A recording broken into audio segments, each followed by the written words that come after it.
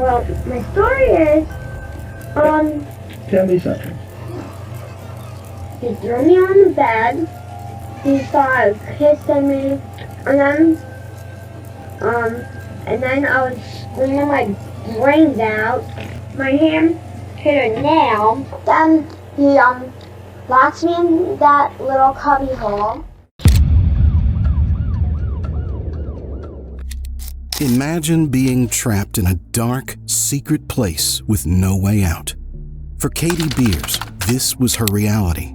Just before her 10th birthday in 1992, a family friend named John Esposito tricked her into going into his house to play a video game. But instead of a fun day, Katie found herself locked in a hidden underground bunker. For 17 long days, she was held captive and subjected to unimaginable torture, abuse, and rape while only 9 years old. But what's even more shocking is that Katie had already experienced trauma at a young age. Her godmother's husband had sexually molested her since she was just 2 years old. This is the shocking story of Katie Beers, a young girl who was kidnapped and held captive in a hidden chamber in the wall. Now, coming back to the story, picture a childhood where the people meant to care for you are the ones who hurt you the most. That's what Katie Beers went through. Born on December 30th, 1982, in Long Island, New York, Katie's early life was far from normal kids. Her mother, Marilyn Beers, didn't pay much attention to her. Instead, she left Katie and her stepbrother in the care of her godmother, Linda Ingarelli, and Linda's husband, Salvatore. Now, Linda was supposed to be like a loving guardian, but she treated Katie terribly. Katie was made to do all the house chores, laundry, cooking, cleaning, you name it. It was like she was a little servant instead of a child. And to make things worse, Sal, Linda's husband, often sexually abused Katie when she was just 2 years old. This went on until Katie was 7. When she finally told Linda about it, Linda, instead of helping, called her a liar. So Katie's childhood was one big nightmare. She felt abandoned by her mother, forced to work like a servant by her godmother, and mistreated by Sal. No wonder she grew up with trust issues, not knowing who to turn to. But there was one person who seemed different, John Esposito, a friend of the family. John would take Katie and her stepbrother to toy stores and give them gifts. For Katie, spending time with John was like a little escape from her harsh life at home. From a young age, Katie had to deal with way too much responsibility. Linda made her do all the household work, treating her more like a worker than a kid. Sal's cruel behavior only added to her suffering.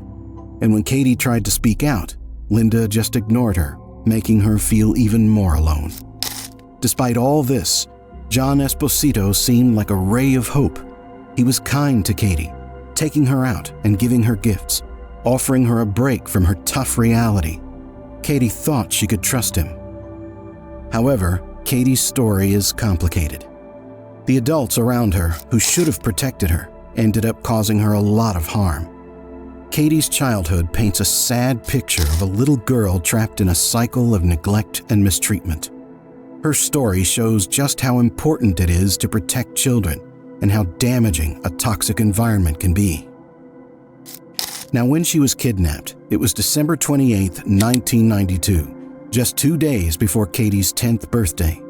She was about to go to Spaceplex, a fun-filled place for kids with games and activities with John Esposito. For a 9-year-old, Spaceplex was the perfect spot to celebrate her birthday. But things took a dark turn. Katie suddenly went missing. This happened while she was with John at Spaceplex, which means she vanished right under his nose. It's hard to imagine how this could have happened unless John was extremely careless. Adding to the mystery, Katie made a phone call to her godmother, Linda.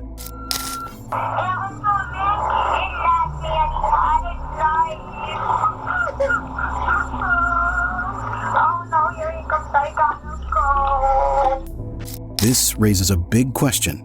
How did a 9-year-old manage to make a call while supposedly held captive? Think about it. A kidnapper wouldn't let the kidnapped child call someone to announce the abduction. If it was for ransom, the kidnapper would have made the call themselves. So, either this kidnapper was the most clueless one ever, letting a kid make a call, or he thought he was too clever trying to throw the authorities off track. It's surprising that the detectives and police didn't catch this odd detail right away. Captain Dominic Verone, head of the Long Island Police Kidnapping Division, got really worried when he learned about Katie's kidnapping and the phone call. He felt someone might be trying to make it look like an outsider had taken Katie when it could actually be someone close to her. His priority was to find Katie quickly and ensure her safety. In kidnapping cases, time is crucial because, without knowing the motive, you can't predict when the kidnapper might do something terrible. Captain Verone decided to bring in the FBI since there were no other clues except for the call Linda received from Katie after she was kidnapped. The FBI's involvement would soon uncover shocking details. There were three main suspects: Katie's biological mother, Marilyn Beers, her godmother, Linda Ingarelli, and her uncle, Salvatore Ingarelli. But remember, the last person seen with Katie wasn't any of these three. It was John Esposito. Katie, just about to turn 10, was missing from a place she was supposed to have fun. John, who had taken her to Spaceplex, couldn't explain how she disappeared. And then the strange phone call to Linda added more mystery. The authorities were baffled.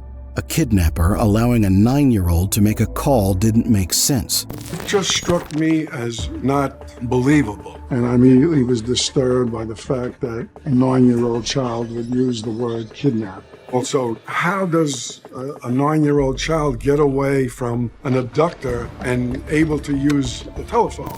The investigation was intense.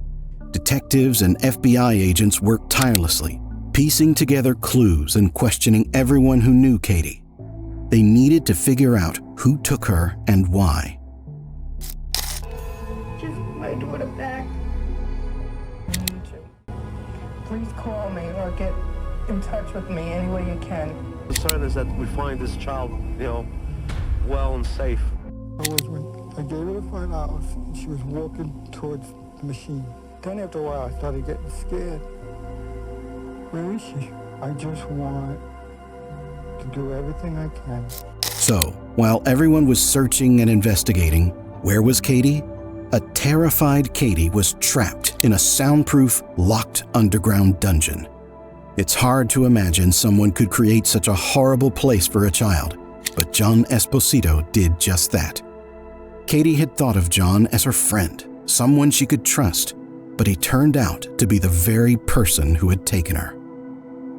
On the day of the kidnapping, John had brought Katie a video game, which he used to lure her to his house. Once there, he raped her. At one point, Katie tried to call 911 when John wasn't looking, but he saw her and quickly disconnected the call. He then put Katie in a closet, but the real nightmare was yet to come. John had devised a sinister plan. He had rigged a mechanism to lift a massive 200-pound slab of concrete off the floor of his house, revealing a hidden tunnel. He dropped Katie 3 feet down into this tunnel, which she had to crawl through to find a door. This door led to the dreadful dungeon he had prepared. Inside the dungeon, there was a filthy mattress where Katie spent the next 16 months sleeping in constant fear. To make things even worse, John put a chain around her neck. It was a living nightmare for the little girl, a place that looked like hell on earth. John had also made Katie record a message for her godmother, Linda. I never forget the call I got from the scientist at the FBI lab who gave me the next bit of breaking news. It wasn't actually Katie who broke free and made that call. It was a recording. It was someone who tape recorded Katie and wanted us to believe, or it to seem, that the call came from that telephone booth next to Spaceplex. This was the same message that John later played over a call to Linda, making it seem like Katie was calling from a phone booth outside Spaceplex. John was trying to cover his tracks, making the authorities believe that Katie was somewhere else. Katie's days in the dungeon were filled with terror. She was isolated and alone, and she had no idea if anyone would ever find her. Each night, she slept on the dirty mattress with the chain around her neck, reminding her of her captivity. The soundproof walls meant no one could hear her cries for help. John continued to play his role, concerned friend to the outside world, while secretly keeping Katie imprisoned. He would rape her and sexually assault her every day. He manipulated the situation, making it seem like an outsider had kidnapped her, all the while keeping her hidden right under everyone's noses. The investigation into Katie's disappearance continued, but the authorities had no idea she was so close, hidden in such a horrible place. John's deception had thrown them off track, and every moment Katie spent in that dungeon was a battle for her survival. John Esposito had thought this through in a calculated way. He didn't just kidnap Katie Beers on a whim. He had a detailed plan and even built an entire underground dungeon specifically to keep her hidden away. Esposito, 43 years old, lived in his family home at 1416 Saxon Avenue in Bay Shore, a middle-class area on Long Island. As a building contractor, John had constructed his own apartment over the garage, just a few yards from the main house. He even put up posters in local stores, advertising himself as a big brother, inviting boys to spend weekends at his renovated garage. His family, who all lived together, mostly left him alone, communicating through intercoms placed throughout the house. This level of isolation gave John the freedom to carry out his dark plans without anyone noticing. John's mind was twisted, filled with cruel and sadistic thoughts. He provided Katie with food while she was in the dungeon, but also subjected her to more mistreatment. The dungeon was dirty and depressing, but it did have a television set. Katie watched the news about her own disappearance, seeing how Captain Verone was leading the search efforts to find her. While the police were busy investigating Marilyn, Linda, and Sal, Captain Verone had a strong suspicion about John Esposito. Ironically, Katie's difficult childhood, marked by neglect and mistreatment, had given her a kind of mental strength. This resilience would prove crucial as she faced the terrifying ordeal of being kidnapped by John. The authorities started focusing their investigation on John Esposito. They were at his doorstep every day, searching for any clues that might lead them to Katie. Despite their efforts, they found nothing. John had been careful, and his house gave no hints about Katie's whereabouts. In the meantime, Katie was banging on the walls and door of the dungeon, but her cries for help went unheard due to the soundproofing. However, Katie refused to give up. One day, when John had removed her neck chains for a while, she found some keys. She managed to hide one of them under the mattress. To her luck, this key unlocked her chains. This small victory gave Katie a glimmer of hope. Now she could unlock herself whenever John wasn't around, giving her some moments of freedom. Despite living in constant fear, Katie held on to hope. She believed that she would be free one day, and she didn't just hope for it. She had a plan. Katie's difficult past had taught her how to endure, and this inner strength kept her going. Captain Verone and his team continued their relentless investigation. They knew they were running out of time and needed to find Katie as soon as possible. John's previous record and suspicious behavior made him the prime suspect, but without concrete evidence, the authorities were struggling to make progress. Meanwhile, Katie was planning her escape. She knew that every small step she took could bring her closer to freedom. The key she had hidden gave her a sense of control, even in her dire situation. The police kept the pressure on John, visiting his home and searching for any sign of Katie. But John had been very clever in hiding her, and the soundproof dungeon kept her cries for help from reaching the outside world. Katie's situation was dire, but her hope and planning kept her spirits up. She was not just a passive victim. She was actively seeking ways to survive and escape. Her strength and resourcefulness in such a terrifying situation were remarkable. For 16 grueling days, Katie Beers endured unimaginable horrors in a bunker built by John Esposito. John Esposito would come down into the tunnel and rape Katie, allowing her into a slightly larger part of the bunker during these times. But before leaving, he always locked her back into a cell barely big enough to lie down in. Esposito provided Katie with some basic comforts like blankets, toys, junk food, and soda during his frequent visits. The television in the bunker became Katie's lifeline. She watched the news reports about the search for her, clinging to the hope that someone would find her and rescue her from this nightmare. Katie was resourceful and brave. She managed to hide a key that unlocked her chains, allowing her to access the larger part of the bunker when Esposito wasn't around. She feared being attacked in her sleep, so she stayed awake most of the time. When Esposito wanted to photograph her with her eyes closed, as if she were dead, Katie refused, knowing that such a photo could end the search for her. Esposito had chilling plans for Katie. He told her that he intended to keep her in the bunker for the rest of her life. But Katie was determined to outsmart him. She began asking him clever questions to make him doubt his plan. How would she go to school? Where would she work? Esposito insisted that he had enough money to support both of them. Then, in a chilling revelation, he told Katie that when she turned 18, he would marry her and have children with her. Despite the horror of his words, Katie's questions had the desired effect. They made Esposito uneasy, causing him to worry that the police might be closing in on him. Katie's ability to think clearly and act strategically in such a terrifying situation was remarkable. She knew that if she could plant seeds of doubt in Esposito's mind, it might buy her some time and possibly lead to her rescue. Her resilience and intelligence were her greatest weapons in this dark and desperate situation. Esposito's plans were deeply disturbing, and his twisted mind had envisioned a future where he and Katie would live together in captivity. But Katie's resilience and quick thinking disrupted his plans. By making him doubt the feasibility of his own scheme, she created a crack in his confidence. Outside the dungeon, John Esposito was feeling the heat. The police were constantly watching him, and he knew he was under suspicion.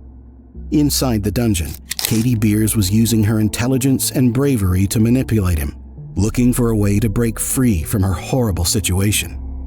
Katie understood that Esposito had no intention of letting her go. When she asked him about her future, about school, work, and what would happen when she grew up, John revealed his twisted plans. He told her that he intended to marry her when she turned 18 and that he loved her. Katie realized that she had to act quickly and come up with a clever plan to escape. On the 14th day of her terrifying ordeal, Katie decided to play a trick on John. She told him that she wasn't feeling well, even though she was fine. She hoped this would stress John out, making him think she might die. Katie knew that if John believed she was going to die, he would panic and might decide to let her go to avoid getting caught. Her plan worked perfectly. The combination of the pressure from the authorities outside and the stress inside the dungeon began to take a toll on John. He was already feeling the constant surveillance and the weight of his secret. Katie's ploy added to his anxiety, making him even more nervous. On January 13, 1993, John Esposito could no longer handle the pressure. Under intense scrutiny and feeling the walls closing in on him, he finally broke down. He confessed to his attorney and led the officers to the concrete bunker where Katie had been held captive. When John confessed, it was a moment of relief and triumph for Katie. She had been trapped in that dark, cold place for over 2 weeks, but her courage and intelligence had finally paid off. The officers who found her were able to bring her out of the concrete prison, ending her terrifying ordeal. John Esposito eventually faced justice for his crimes. On June 16, 1994, he pled guilty to kidnapping Katie Beers. A little over a month later, on June 27, 1994, he was sentenced to 15 years to life, a term he had served at Sing Sing Prison in Westchester County, New York. During his trial, Katie bravely testified that he had assaulted her during her captivity. Although Esposito was not officially charged with this additional crime, the judge acknowledged her testimony when sentencing him. Esposito died in his cell on September 4, 2013, from what appeared to be natural causes, shortly after his fourth parole hearing in 20 years. Salvatore Ingarelli, Katie's uncle, also faced consequences for his actions. He was convicted on 2 counts of abuse and served 12 years in prison for mistreating Katie. The investigation into Katie's kidnapping revealed that Salvatore had abused her before she was taken by Esposito. For these crimes, he was prosecuted separately. Interestingly, Salvatore also died in prison in 2009. Now for Katie, after her rescue, her life took a turn for the better. Due to the severe neglect and abuse she and her stepbrother had endured, Katie was placed with foster parents in East Hampton, New York. She was provided with anonymity and was raised in a loving and supportive environment until she reached adulthood. It was in January 2013 when Katie spoke publicly for the first time about her story, revealing that she was now married, had 2 children, and worked in insurance. That same month, she published a memoir detailing her experiences.